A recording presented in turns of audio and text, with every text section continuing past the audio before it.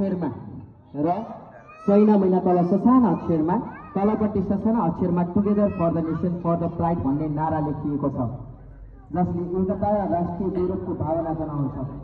तल्लो भागमा सैना महिनाको सांस्कृतिक र ऐतिहासिक स्थलहरू जस्तै लुम्बिनी नजिकका स्तूपा, ताल र मन्दिरहरूका छायाङ्कन चित्रहरू देखाइएको छ, जसले स्थानीय पहिचान झल्काउँछ।